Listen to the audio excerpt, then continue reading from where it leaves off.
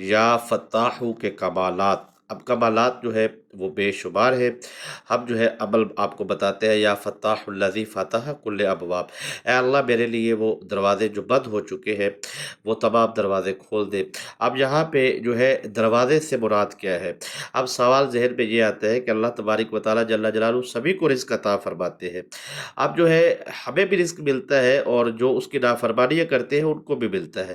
اب یہ دروازے سے مراد یہ ہے، بزرگ فرماتے ہیں، مفسرین محدثین فرماتے ہیں کہ سبھی کو رزق اللہ پاک دیتا ہے، لیکن جو اللہ کو راضی کرتے ہیں ان کے لیے ایک جو ہے اللہ برکت کا دروازہ کھولتا ہے، اور وہ خاص لوگوں کے لیے کھولا جاتا ہے، ٹھیک ہے، جس میں شفا بھی ہوتی ہے، جس میں ایمانی روحانی طاقت بھی ہوتی ہے۔ تو بزرگوں سے پوچھا گیا کہ ہمیں اس دروازے سے رزق کیسے ملے گا؟ تو فرمایا تم فجر کی نماز کے بعد اگر 7 مرتبہ درود ابراہیم پڑھتے ہو، 7 مرتبہ یہ عمل سمجھ لیجئے گا، درود ابراہیم 7 مرتبہ پڑھتے ہو، اور اس کے بعد سورہ رحمان کو 1 مرتبہ پڑھتے ہو، اور سورہ یاسین کو آپ 1 مرتبہ پڑھتے ہو، اور اس کے بعد جو ہے یا فتاح یا فتاح یا فتاح یا رحمان، یہ آپ پڑھتے ہیں۔ آپ سمجھے، سورہ رحمان 1 مرتبہ، سورہ یاسین 1 مرتبہ، یا فتاح یا رحمان، ٹھیک ہے، یا فتاح یا رحمان 1050 مرتبہ آپ اس کو پڑھتے ہو تو اس کے 7 فائدے آپ کو ہوں گے۔ جس بچی کی شادی نہیں ہو رہی وہ اس کو کرنا شروع کر دے، اس کی جو ہے بہت جلد شادی ہو جائے گی، رشتے آنا شروع ہو جائیں گے۔ 40 سال سے عمر زیادہ گزر چکی ہے یا کم ہے تو اس کے لیے وہ جو ہے گوشت کا صدقہ دے یا پھر اناج کا صدقہ دے، کسی بھی قسم کا، کسی کو غریب کو کھلا دے یا بے زبان جانوروں کو دے دے، استطاعت اور توفیق کے مطابق، اور اس عمل کو کرتی رہے یا کرتا رہے تو وہ کامیاب ہو جائے گا۔ دوسرا جو ہے بند دروازے کھلنا شروع ہو جاتے ہیں، جیسا کہ آپ کے اوپر قرض آ گیا اور قرض بڑھتا جا رہا ہے تو یہ بند دروازے کھلنا شروع ہو جائیں گے۔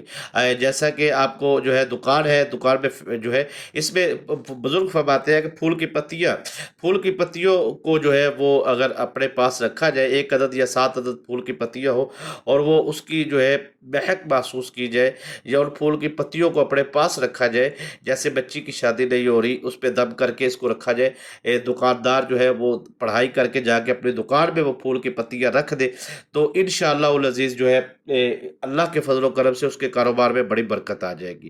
اب جو ہے تیسری چیز آ رہی ہے کہ جادو ہے یا بندش ہے، اس کی وجہ سے آپ کا کاروبار بند ہے، یا آپ کی شادی کے بندش ہے، یا آپ کی زندگی کی بندش ہے، ٹھیک ہے۔ اب جادو اور بندش کے حوالے سے میں اس کی کاٹ کے حوالے سے آپ کو کچھ چیز سمجھانا چاہتا ہوں، کیونکہ جادو کی پوزیشن کچھ یوں ہوتی ہے کہ ہمیں لگتا ہے جادو ہے جبکہ ہوتا نہیں ہے۔ جادو کا معاملہ کچھ یوں لگتا ہے کہ آپ پر کسی نے تعویذ ڈال دی ہے، ہانڈی بنا کے، پتلا بنا کے کوئی زیر زمین دفن کر دیا ہے، یا ان کو یہ لگتا ہے، کسی سے بھی وہ تشخیص کرواتے ہیں، وہ کہتے ہیں آپ کے اوپر جادو ہے۔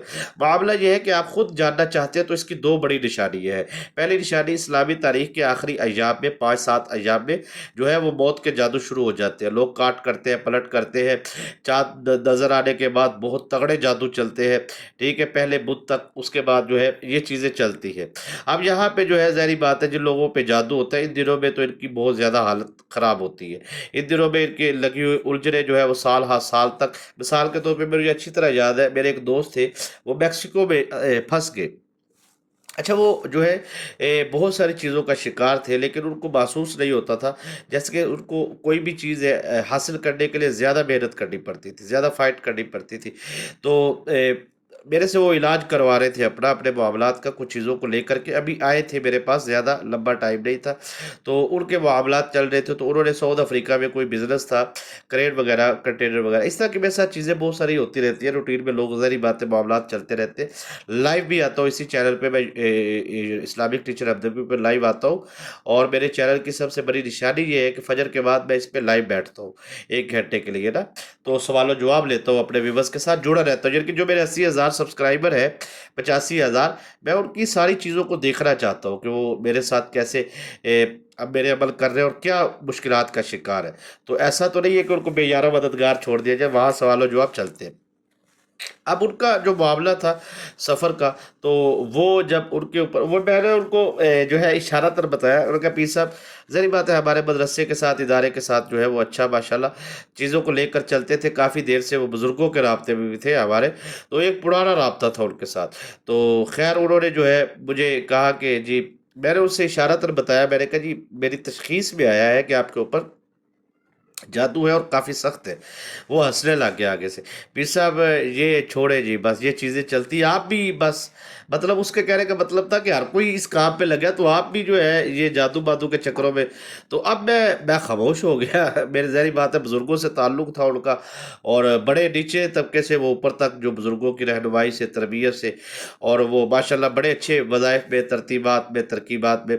तो मैं आपको बता रहा हूँ कि इतने लेवल पे भी बंदा हो ना, तो कैसे ब्रेक हो जाती है सारा निज़ाम। तो वो मुझे उन्होंने कहा ठीक है जी, बहरहाल उन्होंने मजाक में बात उड़ा दी, मैंने भी खामोश, मुझे क्या ज़रूरत है।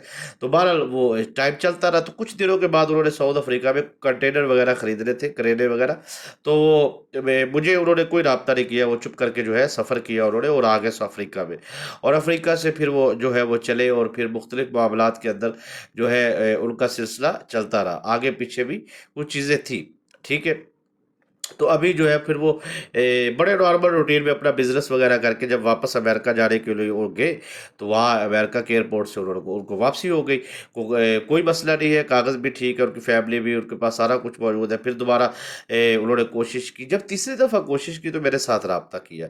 तो मैंने उनसे पूछा कि आप किन तारीखों में जो है आपने इधर का सफ़र शुरू किया था। तो वो इस्लामी तारीख की आखिरी तारीखें थी। तो मैंने कहा कि मैंने तो आपको इशारा दिया था, तो आपको उस वक़्त काट कर लेनी चाहिए थी सदका वग़ैरह, और चीज़ों को मैनेज करना चाहिए था आपको। तो जी अब क्या किया जाए? मैंने कहा अब कोशिश की जाएगी और क्या होगा।